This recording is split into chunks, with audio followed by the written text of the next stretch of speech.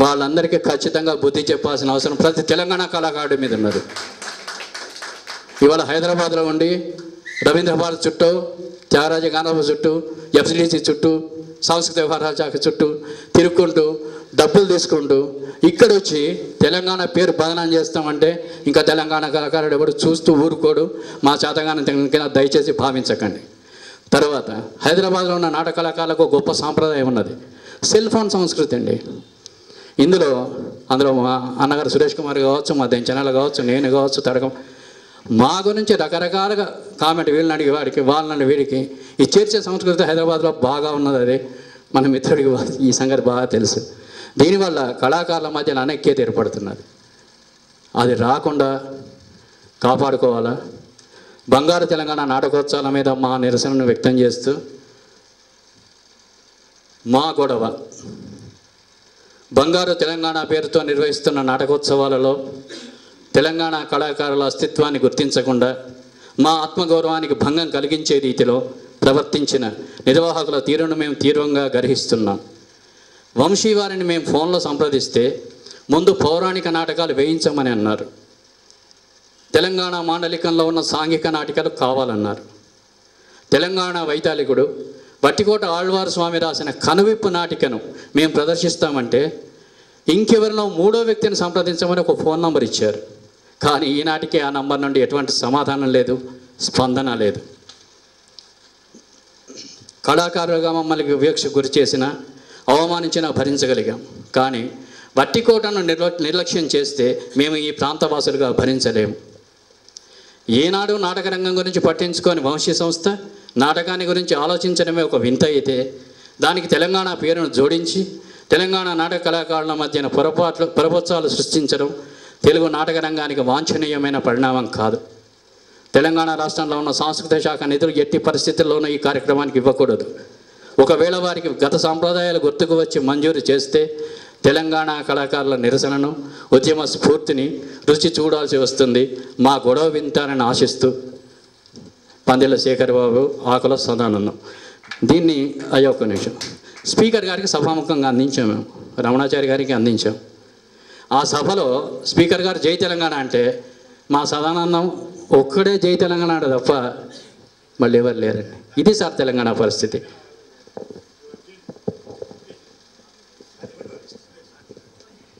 చివరగా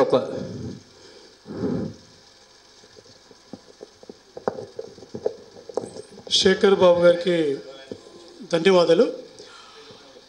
ఆయన ఆవేదనని మనం అర్థం చేసుకోవాలి. ఇక్కడ ఉన్న వాళ్ళంతా అందులో నాటక రంగం ఎలా ఉంది పరిస్థితి అనేది కళ్ళగట్టినట్టు చెప్పినాడు. నేను అందుకు ముందే చెప్పాను, ఆదిలాబాద్ జిల్లా నుంచి నేను వచ్చిన తర్వాత నాటకం పోయింది అక్కడ. 2 నిమిషాలు చెప్తాను సమాధానం. 1983లో 13 ఫిబ్రవరి 1983లో అప్పుడు ఇన్ని ఫోన్లు, ఇంత ఫెసిలిటీస్ లేవు. ఆదిలాబాద్ జిల్లాకు మేము ఆసిఫాబాద్ నుంచి ఆదిలాబాద్ పోవాలంటే 3 బస్సులు, సిర్పూర్ పోవాలంటే 2 బస్సులు. ఆ టైంలో సైకిల్ తీసుకొని, లూనాను తీసుకొని, కచ్చలాలు పెట్టుకొని ఎడ్ల బండ్లల్లో మొత్తం జిల్లాలో నెన్నెల, వేమనపల్లి లాంటి మండలాలన్నీ తిరిగి ఆదిలాబాద్ జిల్లా సాంస్కృతిక సమాఖ్యాన్ని స్టార్ట్ చేశాం. జిల్లాలో ఉన్న అన్ని సంస్థల్ని, అన్ని రకాల కళాకారులు, బుర్రకథ, ఒగ్గు కథ, పాండవ కథ, గుసాడి, దింస, మధుర ఇలాంటి డ్యాన్స్ చేసేవాళ్ళు అందరినీ చేసి ఒక ఫెడరేషన్ ఏర్పాటు చేశాం. అప్పుడు జేవి సోమయాజులు గారు డైరెక్టర్ ఆఫ్ కల్చరల్ అఫేర్స్ ఉండేది ఇక్కడ సాంస్కృతిక శాఖకు. మేమేం చేసేది అంటే ఆ ఫెడరేషన్ స్ట్రాంగ్గా ఉండాలంటే ఇవాళ సమ్మయ్య గారు ఉన్నారు, ఆయన శేఖర్ బాబు గారు ఉన్నారు, వాళ్ళ ప్రాంతంలో వాళ్ళే మాత్రమే నాటకాలు వేసుకునేది, కళా ప్రదర్శనలు ఇచ్చేది. అప్పుడు టీవీలు లేవు, సినిమాలు లేవు, చాలా తక్కువ ఉండేది, ఫెసిలిటీస్ లేవు, ఇంత మోడర్న్ సొసైటీ కాలేదు. కానీ ఆ కళాకారుడి ప్రతిభ ప్రతి చోట తెలియాలంటే ఏం చేయాలనేది మేము డిసైడ్ చేసి మేమే ఒక మేనిఫెస్టో తయారు చేసుకున్నాం. దాని ప్రకారం జిల్లా సమాఖ్య ద్వారా ఓసారి బెల్లంపల్లిలో, ఓసారి ఉట్నూరులో, ఓసారి ఆదిలాబాద్లో, ఓసారి నిర్మల్లో, ఓసారి ఆసిఫాబాద్లో, ఇట్లా జిల్లాలో ఎవ్రీ 3 monthsకి ఫెస్టివల్స్ పెట్టేది. అక్కడ నాటకం, నృత్యం, సంగీతం, ఒగ్గు కథ, బుర్రకథ అన్నీ ఉండేవి. అది ఎట్లా అంటే ఒక పెద్ద ఉత్సాహంగా సాగింది ఆ ఫెస్టివల్స్. ఆ ఫెస్టివల్స్లో అందరం 1000 మంది వస్తే 1000 మంది కలిసి భోజనాలు చేసేవాళ్ళం, పండుగ చేసుకుంటుంటేమి. ఎక్కడైతే పండుగ చేసుకుంటుంటేమో అక్కడ ఒక పర్మనెంట్ స్టేజ్ తయారు చేసుకుంటుంటేమి. అట్లాగే జన్నారంలో మేము ఓపెన్ ఎయిర్ థియేటర్ కట్టుకున్నాం, తాండూరులో ఓపెన్ ఎయిర్ థియేటర్ కట్టుకున్నాం. నేను రెవెన్యూలో ఉన్నా కాబట్టి మా ఎంఆర్ఓలకు ఆర్డీఓలకు చెప్పి ల్యాండ్ శాంక్షన్ చేసుకున్నాం, కలెక్టర్ తోటి శాంక్షన్ చేసుకున్నాం. ఇది చూసి సోమయాజులు గారు చాలా ఇన్స్పిరేషన్ అయిపోయారు. నా గురువు గారు నాంపల్లి మధుబాబు వరంగల్ వాడు, మేము నాటకం వేసుకున్నది వరంగల్ తోటి. ఆ ఇన్స్పిరేషన్ అయిపోయి వరంగల్లో కూడా జిల్లా సమాఖ్య స్టార్ట్ చేశారు. ఎస్ఎన్ చారి గారు, విద్వాన్ తెన్నెట్టి సుబ్బారావు గారు ప్రేక్షక సభ నుంచి జిల్లా సమాఖ్య స్టార్ట్ చేశారు. అప్పుడు ఆ సమాఖ్య ఎలక్షన్కు నేనే వచ్చాను, అప్పుడు మీరు లేరు అక్కడ, నేను మిమ్మల్ని చూడలేదు. తర్వాత నిజామాబాద్లో జిల్లా సమాఖ్య స్టార్ట్ చేశారు సాయన్న గారు, దానికి నేనే ఎలక్షన్ ఆఫీసర్గా వెళ్ళాను. కరీంనగర్లో వెళ్ళాను. ఈ ఉద్యమం ఎట్లా జరిగింది అంటే మొత్తం రాష్ట్రంలో సమాఖ్య ఫెడరేషన్ అనే ఉద్యమం స్టార్ట్ అయింది. దీన్ని చూసే ఈస్ట్ గోదావరిలో, దీన్ని చూసే వెస్ట్ గోదావరిలో ఒక ఫెడరేషన్ ఉద్యమాలు స్టార్ట్ అయినాయి. ఎందుకు చెప్తున్నానంటే ఒక మేనిఫెస్టోను మనమే తయారు చేసుకుంటే తప్ప మన వైపు ఇంకోళ్ళు చూడరు, మన వైపు చూసేటట్టు మనం చేసుకోవాలి. ఇవాళ నేను అక్కడ మంచిర్యాల సత్యనారాయణ గారు, మా శర్మ వీళ్ళందరికీ చెప్తుంటా, ఎందుకంటే వీళ్ళందరూ మా పిల్లగాళ్ళు. ఆదిలాబాద్ జిల్లా సమాఖ్య అంటే మేము ఒక ఉత్సాహంగా చేసినాం. ఎందుకంటే మేము బచ్చేగాళ్ళం ఉన్నప్పుడు ఆంధ్ర నాటక కళా పరిషత్ యొక్క ఫెస్టివల్ 1985లో పాలకొల్లులో జరిగితే అప్పుడు నేను అందులో ఎగ్జిక్యూటివ్ బాడీ మెంబర్ ఆంధ్ర నాటక కళా పరిషత్. నేను ఒక్కళ్ళే తెలంగాణ నుంచి మెంబర్, ఖమ్మం నుంచి అప్పారావు గారు ఉండేవారు, టీవీ అప్పారావు గారు, ఆయన బ్యాంకులో పనిచేసేవాడు. ఆ పాలకొల్లు పరిషత్తులో నేనన్నా ఒకటే మాట అన్నా, ఆంధ్ర నాటక కళా పరిషత్ మీరు పేరు పెట్టినరు, ఇందులో తెలంగాణకే స్థానం లేదు, మీరు ఆంధ్ర నాటక కళా పరిషత్ ఎట్లా అంటారు అని చెప్పి 85లోనే అన్నా, పాలకొల్లులో నడిబొడ్డులో అక్కడ అన్నా అని. ఇది కేవలం శ్రీకాకుళం నుంచి చిత్తూరు దాకా ఉన్న రైల్వే ట్రాక్ తప్ప పక్కకు రాలేదు. మా హైదరాబాద్ వాళ్ళకి చోటు లేదు ఇందులో, మీరు ఎట్లా అంటారు, అందరినీ కలపండి, కలిపి అప్పుడు ఆంధ్ర నాటక కళా పరిషత్ అనండి అని చెప్పా. అప్పుడు దాన్ని ఏఆర్ కృష్ణ గారు, సోమయాజులు గారు వీళ్ళందరూ పెద్ద హృదయంతో స్వీకరించి ఇమ్మీడియట్గా దాంట్లో 6 మెంబర్ వేశారు. అప్పుడు మన జనగామ నుంచి బి ఇంద్రసేనారెడ్డి గారిని కూడా ఇందులో మెంబర్గా వేశారు. నేనేం చెప్తున్నానంటే ఆ రోజు నుంచి పోరాడుతున్నాం, మేము అస్తిత్వం కోసం పోరాడుతున్నాం. మాటలు చెప్పలే, స్టేజ్ల మీద రాలే అని మేము కనబడలే అని మేము తెలంగాణ కోసం ఏం చేయనోళ్ళం కాదు, చేస్తూనే ఉన్నాం. 85 నుంచి చేస్తూ ఉన్నాం. ఇవాళ కూడా ఎందుకు వస్తున్నా అంటే మనం మాటలు కాదు చేతలతోటే రావాలి. మన కోసం మనం చేసుకోకుండా, మనమేమో కార్యాచరణ చేసుకోకుండా ఎన్ని రోజులు మనం ఇప్పటికి 100 రోజులు అయిపోయింది తెలంగాణ వచ్చి, మన మేనిఫెస్టో తయారు కాలేదు, మన గ్రామ ప్రణాళిక తయారు కాలేదు, మన తాలూకా ప్రణాళిక తయారు కాలేదు, మన సాంస్కృతిక ప్రణాళిక తయారు కాలేదు. ఇంకా జిల్లాలలో పోయి మనం కూర్చుంటున్నాం కదా, జిల్లాలో ఎట్లా ఉన్నది అంటే మాటలు కోటలు దాడుతున్నాయి, కాళ్ళు గడప దాడతలేదు. నేను ఇప్పటికీ నా జిల్లాలో ప్రతిరోజు మాట్లాడుతూ ఉంటా, మా వాళ్ళతోటి కరీంనగర్ వాళ్ళతో శర్మతో మాట్లాడుతుంటా, వరంగల్ ఎస్ఎన్ఆర్ తోటి కనకయ్యతోటి మాట్లాడుతూ ఉన్నా.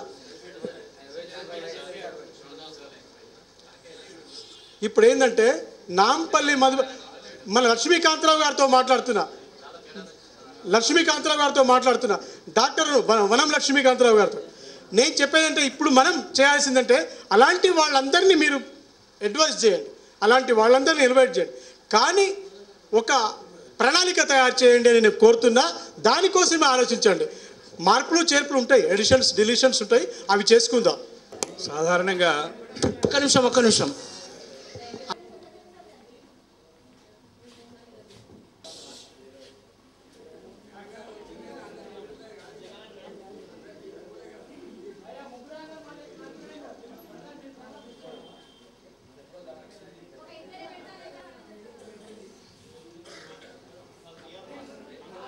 సభ 5 గంటలకు 6 గంటలకల్లా ముగిసిపోతుంది కాబట్టి కాస్త దయచేసి ఓపికగా అందరూ ఉండవలసిందిగా కోరుతున్నాను.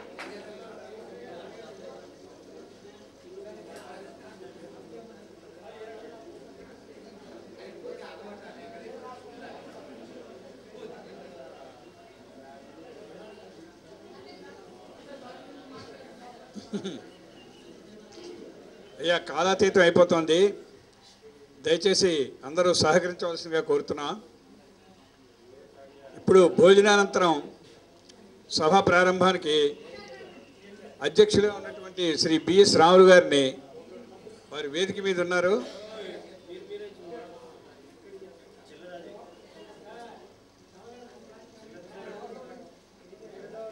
శ్రీ ఉచితాసనాన్ని అలంకరించవలసి కోరుతున్నాం.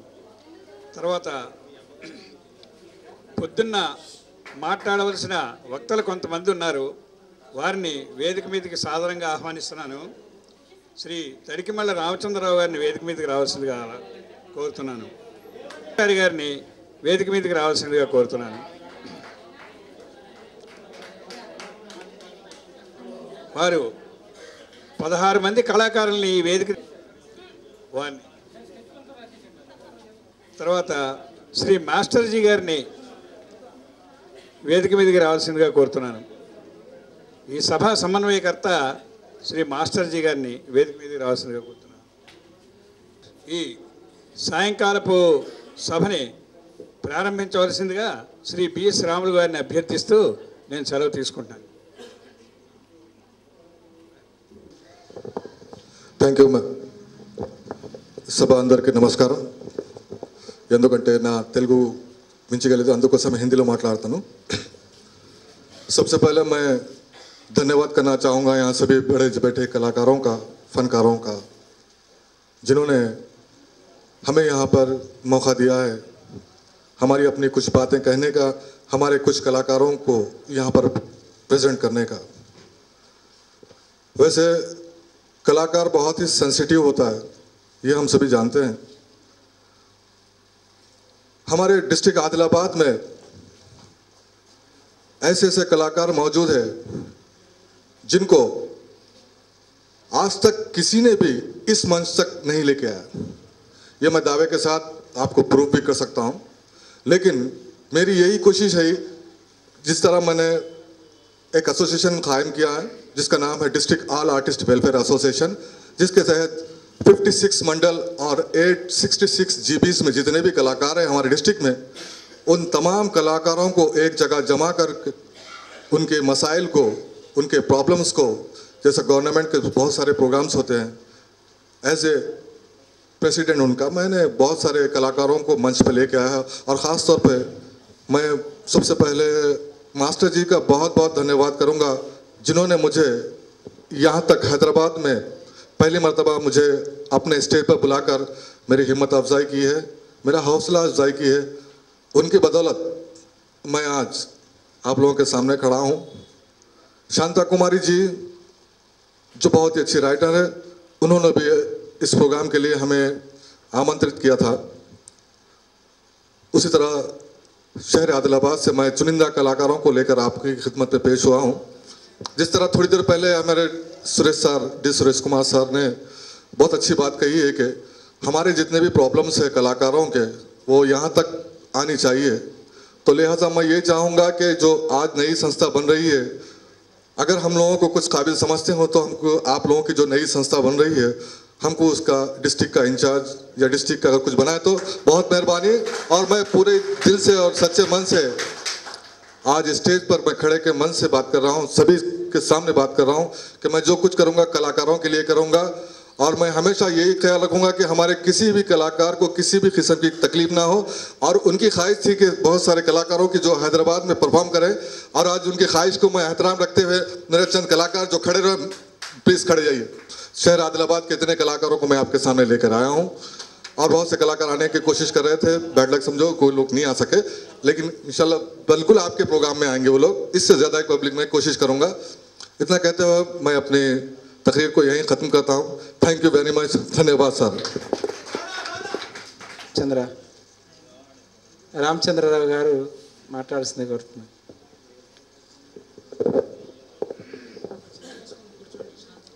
సభాయే నమః.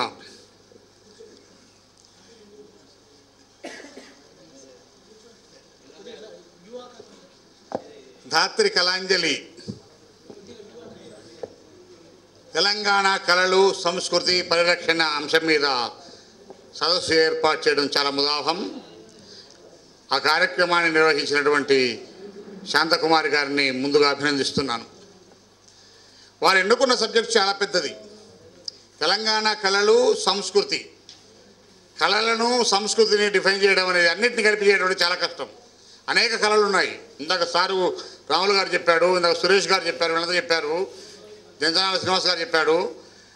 ఇక్కడ ఉన్న కళాకారులు చాలామంది కనిపిస్తున్నారు మనకు. ఇన్ని కళలను కలిపి ఒకే గొడుగు కింద తేవడం అనేది ఒక సాహసం. అలాంటి తెచ్చినా కూడా మరి ఇది చిరకాలం అందరినీ సాటిస్ఫై చేయగలం అనేది అనుమానం.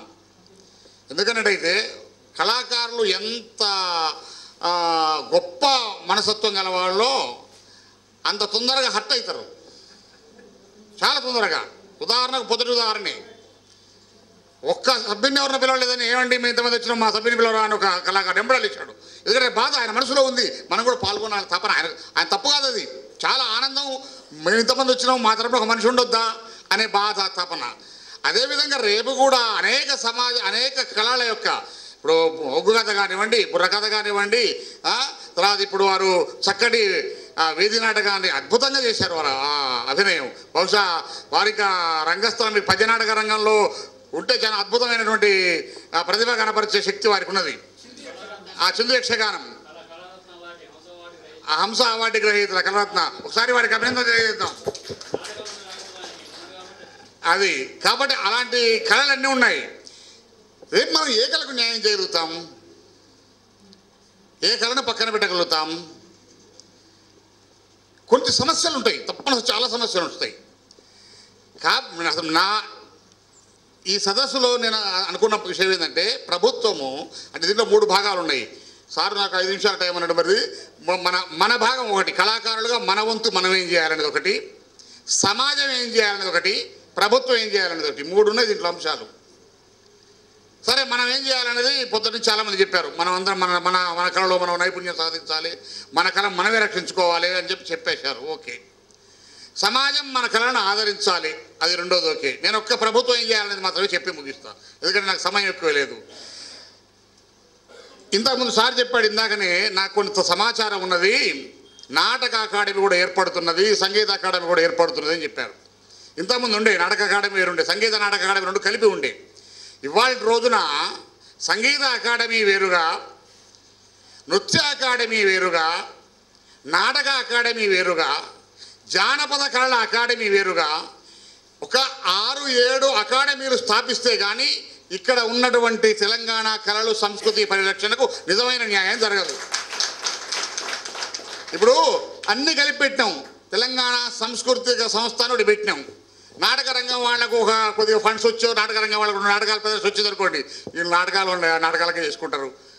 మా నాట్యాన్ని గురించి పట్టించుకోవట్లేదు, మా ఒగ్గు కథల గురించి పట్టించుకోవట్లేదు, మా యక్షగానం గురించి పట్టించుకోవట్లేదు, సమస్యలు వస్తాయి. మళ్ళీ పోనీ జానపద కళలు వాళ్ళకే అవకాశం ఇద్దామని అనుకో, ఎమ్మడే నాటకం వాళ్ళు ఏమయ్యా మేము నాటక రంగంలో ఉన్నాం, ఇంత విశేష సేవ చేస్తాం, మా సంగతి ఏంటంటారు. సమస్యలు